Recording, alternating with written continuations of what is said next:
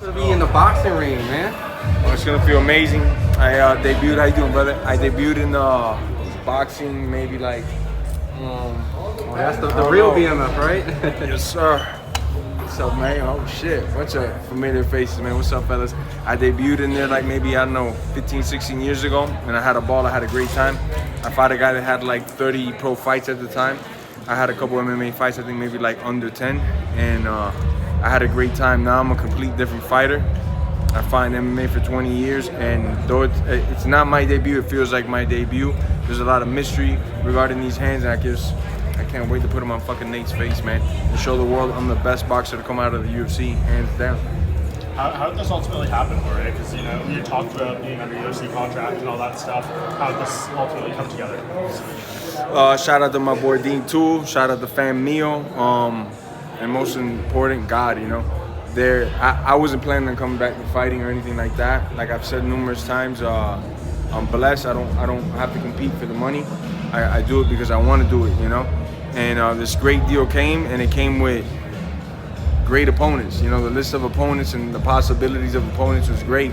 Something that make me want to wake up out of the bed early and go run my miles and diet and do all the work that I got to do to get this shit done, So I can't lie, man. I'm in a very good place, happy place. I've been in Vegas now since mid-January training, as everybody here knows, because most of you from MMA I see. My training camps are always in Florida with American Top Team, and close with my family, my kids. I see my kids every day when I'm back home. A couple times I've had camps other places because whether it was in altitude or time differences, so I've left maybe 5-6 times. So I'm not really accustomed to that. But for this fight, especially my new handlers wanted me to get out of Miami. Too many distractions, too much bullshit. So I've been here in Vegas doing nothing but fucking training, man, getting in the best shape possible so I could end this motherfucker, man, and there could be no excuses about it. I heard he likes to box. I heard boxing is his thing. I dropped him with kicks, elbows, and knees last time, so now, you get to take that away, so hopefully he's got like a fighting chance now. Shouldn't it be a Masvidal versus Nate Diaz versus Nate Diaz versus Masvidal since you won, or why is it? Just curious on the moniker. Well, you guys will see in the press conferences that start going off on several things, because you're gonna see a lot of things that are funny, with Nate Diaz. He's I'll give you a little spoiler alert. He said he wouldn't fight unless he walked out second, like non-negotiable. Like, the fuck you talking about? Real fighters ain't motherfucking this the shit you pulling, and like that I got a list of shit that I'm gonna drop there. But that was one of the many things. And then another thing that he wanted was his name on top, or he wouldn't fight. So I'm like, do you want to fight? Or what, motherfuckers? You've been telling the whole world the same shit. Because back in the UFC, when I was fighting for titles and you were doing fucking nothing but picking your nose, you didn't want to scrap after I got done with them title fights. And it was the same DIVA act. Now, finally, we got the deal done. It took, in totality, the deal took about a year, like 5 months with the UFC and then another like 4 months with Nate, the DIVA Diaz, What's the game plan for this fight? The game plan is get in his fucking face and break it. Hit him to the body because I know it's fucking, he got a weak ass body. I dropped him, I think one time with a good little body kick, so I'm definitely gonna dig into the body, dig into his face, dig into the body, and that's it. There's no slamming, no choking, so those are my only options. I hear you're gonna be applying the pressure too in the fight. I'll be doing it all in the boxing ring. I know I'm the superior athlete. I got faster hands, I got more power, and my cardio will be better as well by the time the fight comes around, The only thing that kind of has going for him is that he went, 10 rounds with this other dude not too long ago, so he's got a little bit more boxing freshness to him, but that don't mean shit when we get in there. What's your thoughts on the Jake Paul fight? Did you enjoy it? I thought sloppy on both ends. I was actually there live, and as everybody knows, that all you guys in MMA, I started with boxing. I first found boxing, then I went into MMA, and I respect both sports so much. And one thing about boxing is, at least come in there in fucking shape, man. And at least do your job to everybody watching, because we're not watching to watch two guys fucking fake guillotining and the other guy pointing at him and walking around the ring. People ain't doing that shit, and that's why I think I get so much love, because I put everything I got into this craft. And when I go out there, I'm gonna show Nate why I shouldn't be smoking so many fucking blunts, Well, do you think Jake's gonna win that fight with Mike Tyson in July? Man, I don't fucking know, bro. I don't know shit, man. About that fight, it's just so hard to call it. I don't know Mike's, he's 60 years old, right? Something like that. Like, damn, that's an old ass dude, bro. you know. And I'm not trying to rank on Jake because shit, if you're getting the bag for it, you know, what could you do? It's just I heard it's with 16 ounces, then I heard it's now with I don't know. There's so many things going on with it. I don't know what to say. If it's an exhibition, like a full fight, not an exhibition. Yeah. So I couldn't even call it. You know, 'cause obviously if it's 16 ounces, it's gonna lean more towards Jake. No, I don't even know, man, what to think. You mentioned the game plan a little bit for the fight. What about the game plan for this tour that you guys are doing here? Like, are you going to try to get under his skin a little bit today so that carries over, and by the end of this, maybe like he's a little emotional going into the fight? My plan is just to say facts, nothing but facts. Since the moment I sit in that chair, facts that I could prove up with contracts and paperwork and show the whole world, if anybody's got questions on it, why I'm so fucking upset, you know, because this fight could have took place way longer, you know, and you know, Nate Diaz is a fucking diva, you know. Do you feel that he thinks he's bigger than he actually is compared to you? Oh, he definitely thinks he's bigger than me. He thinks he's fucking Bruce Lee and King Kong's son, you know, if they fucking made it, you know. And that's awesome, man. That's good for him to think that, you know. It's not gonna be like that come boxing, you know. Or Conor McGregor and Francis Ngannou, they both said the boxing fan and no grappling was easier on the body. I know you said you weren't thinking about fighting, but it has to feel better on the knees or the joint with less grappling, not be able to go nickel or wherever you're grappling. In no way, shape, or form am I trying to diss boxing and these guys that make a living their craft on that, because you know they suffer more deaths yearly because on the day of the fight, there's only one thing you can do is punch. So they take a lot of abuse, but the abuse in an MMA training camp is uncomparable to any fucking sport in the world. Football, soccer, basketball, boxing, there's nothing that compares to it. There's nothing like wrestling 2 hours in the morning, all out with somebody, then doing some quick conditioning. Then your coach comes and checks your weight and tells you got another 30 minutes to go run. Then you go home, rest, relax. Then you got a pad session at night. And Tuesday morning you sparring. And Tuesday night you got fucking weightlifting. And then Wednesday you got fucking sparring again. And then you got running. It's just different, you know. Here it's a lot less of a grind, especially for the injuries that I've had. I don't have to force my body in those areas no more, you know? All right, how do you think he's going to react when you tell him? Like, hey, what's up with these demands? Like, what's up with all this shit? Like, what do you think he's going to say? I'm eager to see, man. I'm eager to see what the fuck he's going to say, man. You know, I want to find out just like you, man. Like, you that much of a diva or what the fuck? You know, you want to fight or what? The last time you fought Nate Diaz, you had Roberto Duran there with you at MSG. Say the first part again? The last time you fought Nate at MSG, you had Roberto Duran there. And yes. That was something that you idolized growing up. Is he going to be coming to this fight? 100%. This is boxing, man. I'm 100% I'm walking out with Roberto Duran. He'll be there ringside, sitting, enjoying the seats. You know, shout out to Roberto. He just got a pacemaker and he's doing fucking amazing. I was scared for a little bit. I was talking to his daughters and his kids. He's doing great. He'll definitely be at my fight 100%. Say it again? You're going to get some pointers from him for your return to the ring? We're going to bring him out maybe like 2-3 weeks before the fight. You know, we're waiting for him to heal up and get a little better, and we're bringing him out. This has been like a dream of mine forever, to just have him with me, working out, giving me pointers, as you said, and just fucking showing me boxing his way, you know, because he is one of my favorite guys, not just for his attitude, how he carried himself in and out of the ring, but his style and how he implicated stuff and how he like grappled to punch and punch to grapple. So I love his style, man. Who are some of your favorite boxers right now? Some of my favorite boxers, I love Terrence because he goes out there and fucking lays it on the line. You know, you're such a fucking #1 champion stud, and you're putting it all on the line. You're fighting the best guys, and then you're trying to knock them out. That is like, that's the shit for me. The Japanese monster's a fucking beast. Joseph Benavidez is a beast. Obviously Canelo. Shit, there's a bunch of guys that When you talk about the Diva stuff, you know, do you feel like that's applying to Canelo a little bit with the Benavidez stuff? You know, I don't know all the details on that one, so I don't want to opinionate too much on it. But what I do say is, you know, Benavidez, which he's clearly the #1 in everybody's book, I feel like Canelo should fight him. You know, I don't know what the holdup is. I don't know the details. In boxing is like, it's different, man. They got a lot of different demands, and how much am I gonna get off the gate, and what are you getting off the pay-per-view? It's a different world, so I don't want to like speculate too much on this situation because I don't know anything about it. I just, as a fan, would love to see Benavidez and Canelo throw down in their fucking prime. How much do you think that person's for that fight? In your opinion? That person? Yeah. I got no idea. Boxing's crazy, man. They fucking, the numbers are so different, you know. I think a fight is worth maybe like 30-40 mil, and then somebody comes and is like 150 million, you know, so I don't want to opinionate nothing on that. Canelo asked for close to 200 million for that fight.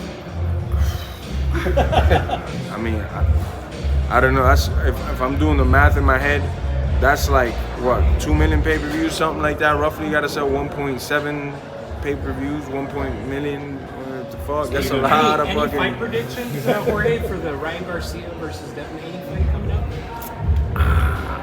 Man, Ryan, I'm thinking just like all of you. He looks a little cuckoo right now, man. I wouldn't mind like an upset, you know, but I think Haney's just gonna pull it off. He's just gonna outbox him, you know. Or Or I a think, left belt on your shoulder. It looks like you're making a bit of a mistake. There's another fight in town that's got a similar looking belt on the line. Curious what your take is on that fight. Maybe someone needs to be reminding you the real BMF is. Not to take nothing away from Max, because I think he's one of the best ever. Gagey obviously does his thing as well, but I'm the OG of this shit, you know? That shit wouldn't be happening if it wasn't for me, one. And two, I definitely got to rub it in old Nate's face, you know what I'm saying? I know he's still sour as fuck about that, and that's when not that we ever had like a friendship, relationship or nothing, but that's when it started getting sour, when he started saying things like I'm a coward, I should have never took the belt, this and that. Like, motherfucker, a medical professional stopped me from doing further damage to you.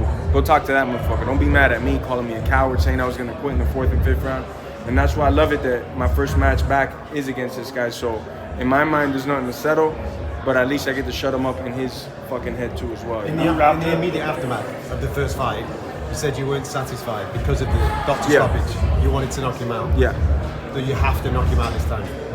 I think I could just box his ears off clean and it would be enough to make all my fans happy, his fans happy. But you guys know the nature of this beast.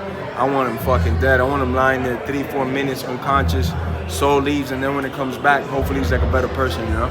Are you done with MMA? Man, that is my favorite roller coaster, the favorite, best drug I've ever had. Fucking better than any sex, better than fucking any ice cream I've had. So I can never say I'm done with it. Am I like taking a break from it because I've done it for 20 years straight? Yeah, a little break ain't bad right now, especially for my body, you know. Just as we talked about earlier, it's a different grind, and I could box for a lot longer right now without having to put my body through that beatdown right now. Or who do you think is going to be a UFC champion first, Kayla Harrison or Bo Nickel? Kayla, she's got way more fights, you know, and right after Holly Holm, who else should she fight? The champ. You know, there's no question in my mind, you know, that she should just go to fighting the champ after this. Bo's obviously not fighting anybody yet of that caliber. He's gonna get there eventually, as I've been saying since his first fight. But if it all goes right for Kayla, I mean, she wins this fight, and that's another person I've been talking about forever because she's been my teammate. I've been watching her literally rape motherfuckers on the mat. She's gonna be a champion. Are you impressed there's that no she stopping. got down to 135? Like, do you think she's capable of that? Hella impressed, because at 145, she ain't got no body fat on her. I've been around Kayla like 5-6 years now. At 145, she ain't got no body fat on her, and she lives a pretty strict life. She lives a fucking very strict life. So I know she used to hurt a little bit to get to 145. To get to 135 and she was chilling, she didn't look sucked out, just is a testament to show what a fucking animal she is. On that BMF title fight this weekend, The Rock put that on you. Yes, sir. You put that on Justin. And we've got Mark Coleman this weekend. Talk to me about that.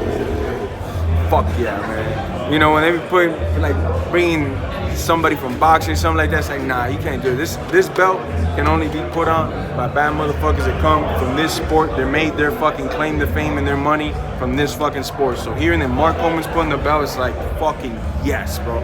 Like, fuck yeah. I couldn't think of a better fucking guy to put it, especially what he just went through. And all the fucking great fights that he gave us, winning championships here, kicking ass over there in Pride, literally fought everybody he possibly could. And he's just a fucking, since I met him, he's probably one of the coolest human beings I've met, and especially in the sport. You know? Hey, who in the main event for tomorrow between Alex and I got Pereira, man. I just love Pereira, man. Jamal Hill's a stud. He can fucking box, he can move, he can fucking dance it up, and then he's fucking aggressive as hell. But he's also, you know, I don't know, he's pretty damn good on the ground too. Like, I seen him, he doesn't have bad control on the ground. Is he gonna go for takedowns? I don't know. That'll be a big deciding factor. I think on the feet though, Pereira's got the experience. He's got a little bit more power, a little bit more versatile. He can kick as well, really good. So I think he can stop his movement. I think on the feet, I'm definitely leaning towards Pereira heavy.